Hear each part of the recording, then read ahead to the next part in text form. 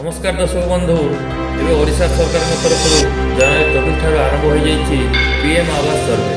यही भिडटी बनवार मुख्य तात्पर्य है जे एवं जो सर्वे चली सर्वे विषय में गाँव विभिन्न लोक बहुत किसी जानी ना से पंचायत को डाकी यही सर्वे विषय में अवगत कर आवेदन बेले कन्फ्यूज रोचे। आवेदन बेले मुख्य दुई डॉक्यूमेंट है आधार कार्ड और जॉब कार्ड आहरी सब डॉक्यूमेंट लगे जिते आप घर पाइबापी योग्य विवेचित हे। आवेदन जो मैंने सब कन्फ्यूज रोचे से मन में बहुत प्रश्न अच्छी देखु आम पाखे किसी प्रश्न अच्छी जहाँकि बहुत लोक मन में से प्रश्न गुड़िक आसूथो जमीती है जॉब कार्ड। किसी लोग भावुंट जदि आमर जॉब कार्ड ना तेरे केमी मिल जो मानकर जॉब कार्ड ना से आवेदन करें कि ना जॉब कार्ड नथिले कौन हम देखु जड़े गाँव साथी सर्वे आवेदन करें कि ना कारण पूर्वर किसी ग्राम साथी भावुले ग्राम साथी मानकर जॉब कार्ड बा ग्राम साथी मान ना कौन जॉब कार्ड खोली हेब ना।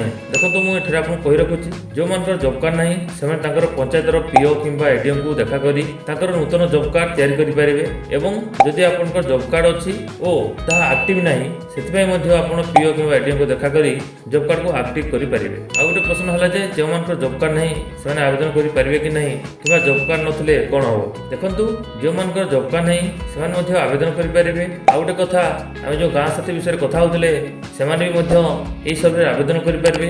एमती कौन सी नियम नहीं जे से ना कौन जॉब कार्ड खोल जापर ना से सर्वे निजक निजे आवेदन करेंगे।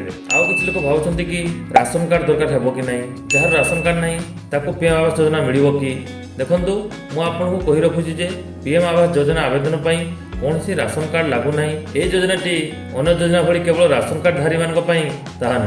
आउ किसी प्रश्न अच्छी जे दिव्यांग मानू पीएम आवास योजना घर मिल कि दिव्यांग मानू आवेदन कौन सब डॉक्यूमेंट लगे दिव्यांग मैंने केमी आवेदन करेंगे। देखु मुझे आपको कही रखुच्छी दिव्यांग मानू पीएम आवास योजना घर मिल एथर सर्वे दिव्यांग मानू घर पाइबार सुविधा अच्छी और जितेबले दिव्यांग मैंने आवेदन करवेदन बेले कौन डॉक्यूमेंट लागू ना जिते आपंकर भेरिफिकेशन हम से आपण मैंने आपंकर दिव्यांग बा डिजेबिलिटी सर्टिफिकेट को से भेरिफिकेशन ऑफिसर को देखाइबे। आ गोटे प्रश्न थिला जे दिव्यांग मैंने केमिति आवेदन करेंगे मुझे आपको कही रखुच्छी आवेदन कर प्रोसेस समस्त सामान केवल से आवेदन समय डिजेबिलिटी ऑप्शन आसिले येस करेंगे और आगे प्रोसीड करेंगे। एठारे आहरी किसी प्रश्न अच्छी जे उभय पुरुष और महिला अप्लाई करें कि देखु जदि स्वामी और स्त्री एकाठी बा गोटे परिवार रे थे तेरे भितर स्त्री को परिवार मुख्य भाव रखी आवेदन करेंगे। जदि आप भावुंट आम एकाठी थी दुई थर आवेदन करूँ ताहा संभव नुहे कारण जिते आपणकर स्त्री नाम आवेदन करते आप स्वामी नाम सहित आधार कार्ड और ई-KYC दिखाई थे आधार नेलापर आप आउ थे से आधार को नहीं आवेदन करेंगे ना। जदि कौन डिवोर्स लेडी अच्छा तेज से आवेदन समय मैरिटल स्टेटस देला बेले सेपरेटेड को चयन करेंगे और अन्य कौन डॉक्यूमेंट आवेदन बेले देवाक पड़ो ना जिते भेरिफिकेशन हम से डिवोर्स बाबद को जो सब कागज पत्र अच्छी ताको सबमिट करेंगे और जार स्त्री ना से आवेदन करेंगे।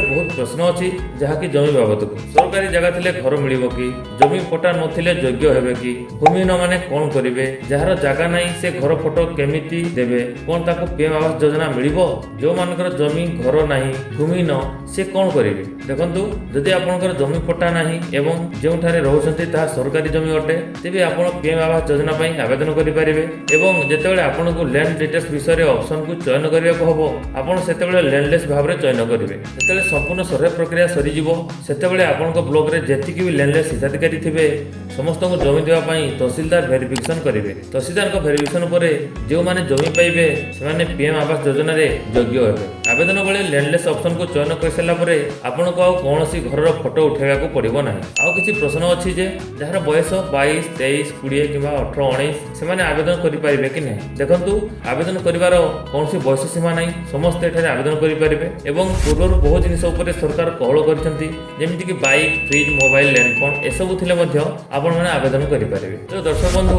ये किसी प्रश्न जहाँकि बहुत लोग आवेदन बेले कन्फ्यूज होते आशा करी से समस्त असुविधार समाधान पाई जाइए। जदि अन्य कौन प्रश्न आपण मन में अच्छी तेज कमेंट रे आमको पचारि पारे। जदि भिडियोटी भल लगी तेज भिडियो को लाइक सहित चैनल को सब्सक्राइब करने को जमार भूलें। पुणी देखा आगामी एक नूतन भिडियो रोची। नमस्कार, जय जगन्नाथ।